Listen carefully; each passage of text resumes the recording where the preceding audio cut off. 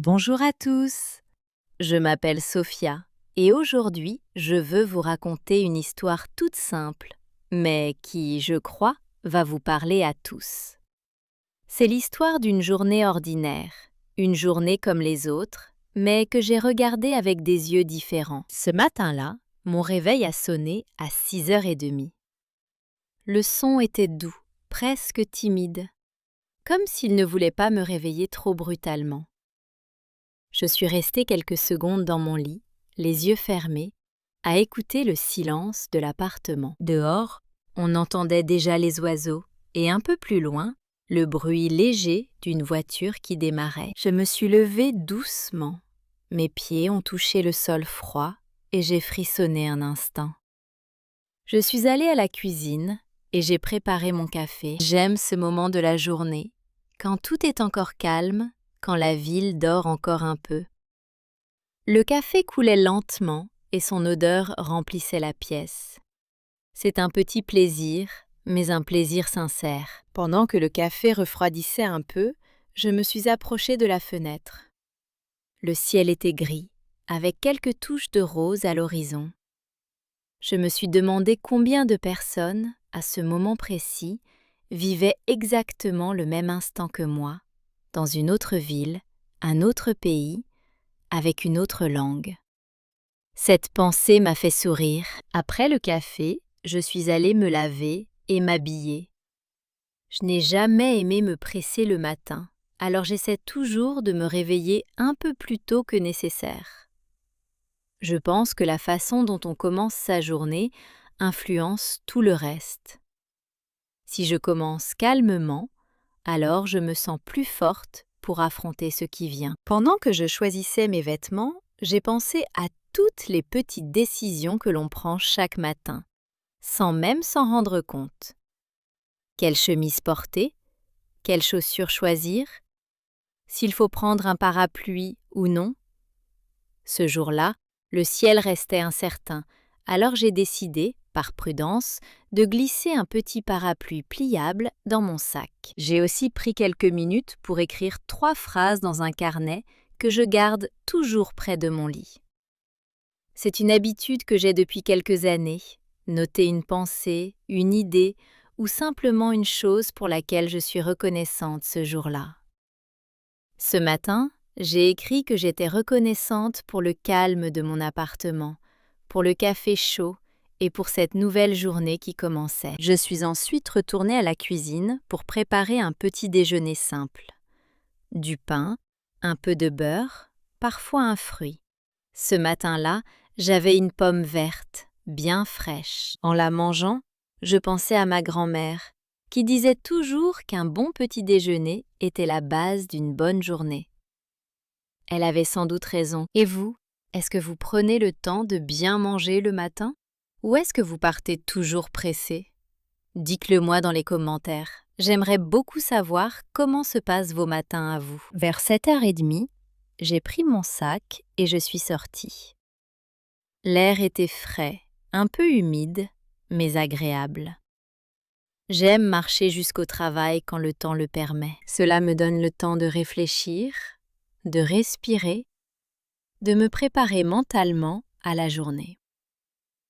Sur le chemin, je passe toujours devant une petite boulangerie et l'odeur du pain chaud me suit pendant plusieurs mètres. En marchant, j'ai croisé un homme qui promenait son chien. Un vieux labrador un peu fatigué, mais visiblement heureux. Il m'a salué d'un simple mouvement de tête et j'ai répondu par un sourire. Ce sont ces petits moments, ces petites interactions silencieuses qui rendent une ville vivante. Arrivée au travail, j'ai salué mes collègues, préparé mon espace et commencé ma journée. Je ne vais pas entrer dans tous les détails de mon travail, parce que ce n'est pas vraiment le sujet de cette histoire. Ce que je veux partager avec vous, c'est plutôt la façon dont on vit ces petits gestes répétés, jour après jour, sans vraiment y penser. C'est un peu comme apprendre une langue d'ailleurs. On répète les mêmes mots, les mêmes structures, encore et encore, jusqu'à ce qu'ils deviennent naturels.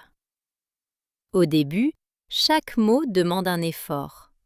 Puis, Petit à petit, sans qu'on s'en rende vraiment compte, ces mots deviennent une partie de nous. C'est exactement pour cette raison que j'aime utiliser mon application, Carmilofox, un outil que j'ai créé pour aider les gens à apprendre du vocabulaire de manière visuelle et pratique. Dans l'application, chaque mot est accompagné d'une image et d'une phrase d'exemple, ce qui aide à retenir le vocabulaire du quotidien, comme les mots que j'utilise justement pour parler de ma routine du matin. C'est un peu comme construire sa journée, mot après mot, geste après geste. Bon, revenons à notre histoire. Vers midi, j'ai fait une pause pour déjeuner. J'aime sortir un peu, même quelques minutes, pour changer d'air. Je suis allée m'asseoir sur un banc, dans un petit parc près de mon travail. Il y avait des enfants qui jouaient, des personnes âgées qui discutaient tranquillement, et quelques pigeons qui attendaient patiemment quelques miettes de pain. J'ai mangé lentement, en observant tout ce petit monde. Je pense que ces pauses sont essentielles. On vit tellement vite, parfois, qu'on oublie de simplement regarder autour de nous. Ce jour-là, j'ai pris le temps. Et honnêtement, cela a changé ma façon de voir le reste de la journée. Une femme s'est assise à l'autre bout du banc avec un livre à la main. Nous n'avons pas parlé, mais il y avait quelque chose de rassurant dans ce silence partagé. Parfois, on n'a pas besoin de mots pour se sentir connecté aux gens autour de nous. Un peu plus loin, 2 enfants riaient en jouant avec un ballon rouge, et leur mère les regardait avec un sourire fatigué, mais tendre. J'ai repensé à mon enfance, à mes propres après-midi dans les parcs, quand le temps semblait infini et que la seule préoccupation était de rentrer avant la nuit. Le temps passe différemment quand on est enfant, et je crois que c'est important de se rappeler cette sensation, même une fois adulte. L'après-midi est passé plus vite que le matin, comme d'habitude. Le travail, les tâches, les petites discussions avec mes collègues, tout s'est enchaîné naturellement. Vers 17 heures, j'ai commencé à ranger mon bureau, prête à rentrer chez moi. Sur le chemin du retour, j'ai décidé de prendre un chemin différent, juste pour voir quelque chose de nouveau. Parfois, changer une simple habitude peut rendre une journée plus intéressante. J'ai découvert une petite librairie que je ne connaissais pas, avec une vitrine pleine de vieux livres. Je me suis promis d'y retourner un jour. En rentrant chez moi, j'ai préparé le dîner. Rien de compliqué, juste des légumes, un peu de riz et une sauce simple que ma mère m'a apprise il y a longtemps. Cuisiner pour moi, c'est aussi un moment de calme. C'est presque méditatif de couper les légumes lentement, d'écouter l'huile chauffer dans la poêle. Pendant que je cuisinais, j'ai mis un peu de musique douce et j'ai laissé mon esprit vagabonder. Il y a quelque chose de particulier dans le fait de préparer un repas juste pour soi. On peut prendre son temps, goûter, ajuster, sans se presser pour personne. J'ai ajouté un peu plus de sel, un peu plus de citron, jusqu'à ce que le goût me plaise vraiment. Une fois le repas prêt, je me suis installée à table, près de la fenêtre. Dehors, la nuit commençait doucement à tomber et les lumières de la rue s'allumaient une à une. J'aime ce moment de transition entre le jour et la nuit, quand la ville change de rythme, quand les bruits deviennent plus calmes, plus doux. Après le dîner, je me suis installée sur mon canapé avec une tasse de thé. J'ai repensé à ma journée, à tous ces petits moments. Le café du matin, la pomme verte, l'homme et son chien, le parc, la librairie inconnue. Aucun de ces moments n'était extraordinaire en soi. Mais ensemble, ils formaient une journée pleine, une journée vraie. Et je crois que c'est ça la vie.